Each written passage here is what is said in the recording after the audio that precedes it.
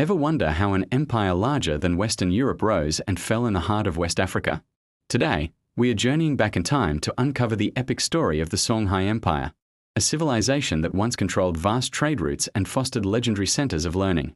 Our story begins around the city of Gao, nestled on the bend of the mighty Niger River.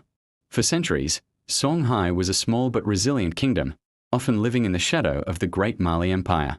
But as Mali's power began to wane in the 15th century, Songhai saw its chance. A new era was dawning, and a leader was about to emerge who would change the course of West African history forever. That leader was Sonni Ali. Ascending to the throne in 1464, he was a military genius with an unstoppable vision. He wasn't just a king, he was a conqueror.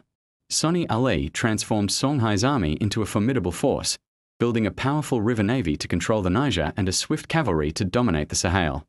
His ambition was clear: to forge an empire. His first major targets were the legendary cities of Timbuktu and Jen.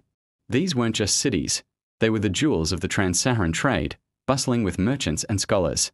In 1468, Sonni Ali's forces captured Timbuktu, and after a grueling 7-year siege, Jen fell in 1473.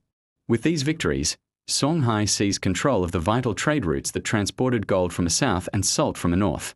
The empire's economic foundation was now secure, built on the immense wealth flowing through these ancient pathways. Sonni Ali had laid the groundwork, turning a small kingdom into a sprawling, powerful empire. After Sonni Ali's reign, another monumental figure took the stage: Askia Muhammad the Great. If Sonni Ali was the great conqueror, Askia Muhammad was the great consolidator. He seized power in 1493 and ushered in Songhai's golden age. He understood that a vast empire needed more than just military might to survive. It needed structure, unity, and a shared identity. Askia Muhammad was a brilliant administrator. He centralized the government, replacing local rulers with loyal governors and establishing a complex bureaucracy with departments for finance, justice, and agriculture. This created a stable and efficient system to manage the empire's enormous territory and diverse peoples.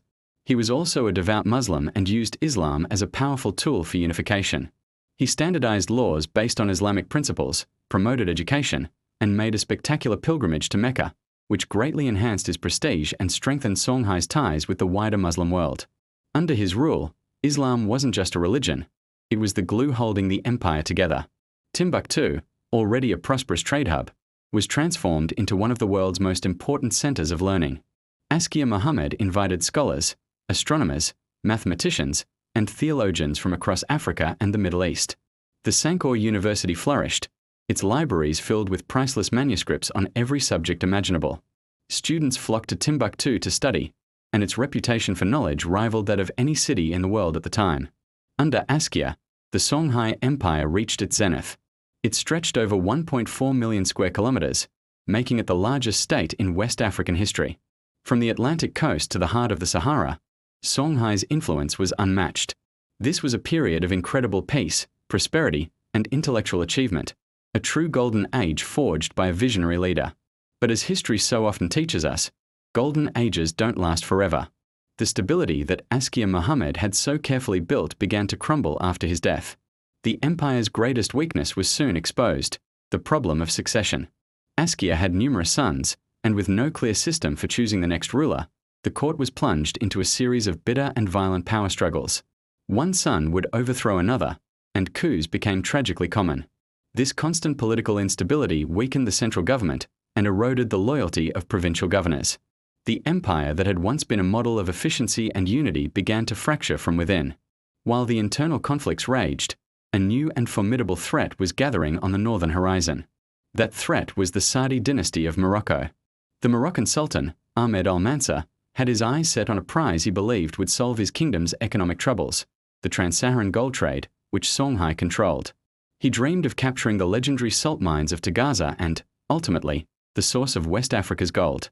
To achieve this, he assembled a modern army, equipped with a revolutionary technology that Songhai had never faced before: gunpowder weapons, specifically arquebuses, and cannons. In 1591, the Moroccan invasion force, though relatively small, began its perilous journey across the Sahara Desert. The Songhai army, confident in its vast numbers and traditional strength in cavalry and infantry, marched north to meet the invaders. The two forces clashed at the fateful Battle of Tondibi. The outcome was a disaster for Songhai. The thunderous noise and deadly firepower of the Moroccan cannons and firearms terrified the Songhai soldiers and their horses.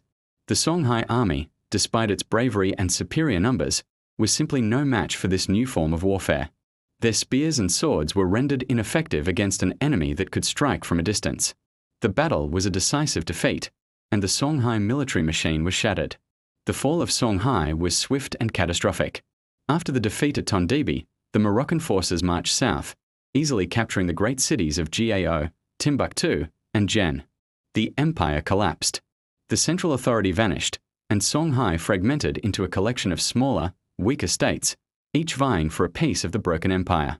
The Moroccans, however, found that conquering the empire was far easier than controlling it. They couldn't manage the vast territory or the complex trade routes, and their presence only added to the chaos. The once thriving trans-Saharan trade networks fell into decline. With no central power to protect the caravans, the routes became dangerous and unreliable. The economic lifeblood of the entire region began to dry up, leading to a period of long-term decline. The great intellectual centers like Timbuktu were looted, their scholars scattered, and countless precious manuscripts were lost or destroyed. A light that had shone so brightly for centuries was extinguished.